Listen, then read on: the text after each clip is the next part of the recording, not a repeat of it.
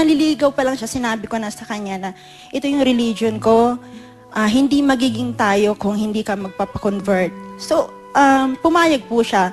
Pero sa kalagitnaan din po, huminto siya kasi yung work niya, IT consultant. So, marami din po kami naging problema, away. So, hanggang sa uminto na siya, hanggang sa nag-offer na siya ng kung ano-anong church, ultimong kahit Muslim. basta pakasalan ko lang daw siya. Pero, kasi kami, may paninindigan kasi kami. At may faith kami na, at meron po kaming doktrina na hindi po talaga pwedeng magpakasal o magka-boyfriend ng magkakangan. Religion. So nagtalaga pong pinagsikapan naman niya. Ang work kasi niya, nagta-travel siya lagi. So, ginawa po niya, nag-resign siya sa work para magampanan niya po yung pag-convert niya sa INC. So, marami ka nang napuntahang mga lugar sa panig ng daigdig? Opo. Saan-saan ba? Chismihan mo kami. Middle East na lang ata po hindi ko napuntahan. Aba? Sa buong Europe, sa Amerika, Australia, Canada, sa buong Asia. Dahil lang din naman po sa work niya. Every time na may project siya, in-invite po niya. Kailan ang kasal niyo? August 28 po. Kaya bago tayo mapunta doon, pwedeng balikan muna natin kasi si Claudia, yung nung araw, di ba, yung nag-umpisa ka naman sa talagang wala. Di ba ikaw yung nakatira sa island ba yun nung araw? Yung, parang yung mga ng kalye? Island Kasi ng kalye?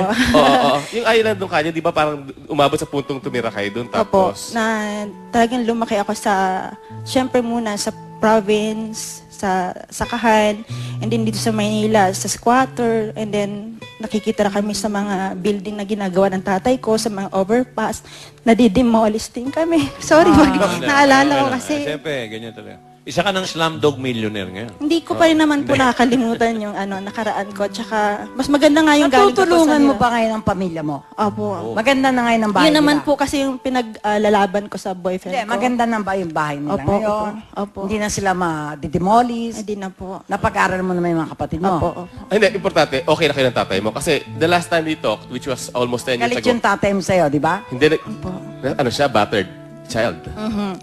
Galit sa kanya yung tatay niya, di ba? Oo. Ano lang po, tinuruan ko na lang yung sarili ko na tanggapin na ganun talaga yan na yung pagkatao niya. Tsaka, ngayon medyo nagbago na rin po siya. Tsaka sinasabi ko sa kanya na ikakasal na ako, dapat magkasundo na tayo lahat. Yung mom ko, nasa kasal ko, magkakasama tayo lahat. Yung kasal.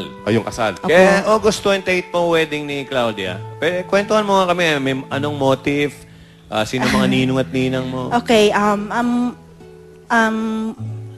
travel team po yung gagawin ko sa reception. Wow, So, travel. ang mga ninang, siyempre si Mayor Matay, ang mga abay ko yung alaga ni Tita A, at kung papayag din po kayo. Lolit. Mayaman itong dalawa. Okay. Hindi, Yan po. matindi ka eh. Si Robitan. Yung hinahanap ko rin po si Boss Robbie kung nasaan po kayo. Mahirap bang hanapin yun? Ayaw mong ano? Pwede hanapin yun. Ayaw mong gawing ninong si Jackie Wu. Hoy, Jackie, asan na yung wallet ko na pangako mo?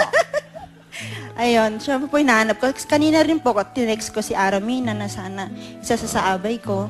Pero yung pamilya mo, mandadala mo lahat sa stage para matendang wedding mo? Hindi po, dito po siya sa Philippines. Sa Pilipinas Opo, mo gagawin? ito lahat. Saan ang reception?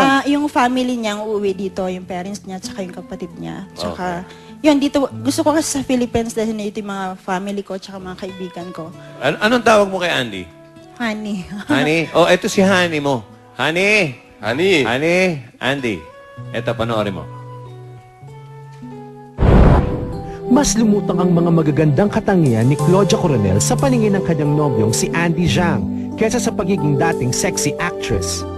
I don't know anything about showbiz, but I have impression an actress supposed to be sexy, so maybe an actress be not sexy is an issue, but she's so beautiful and such pretty and sweet smile, and she's so nice and humble.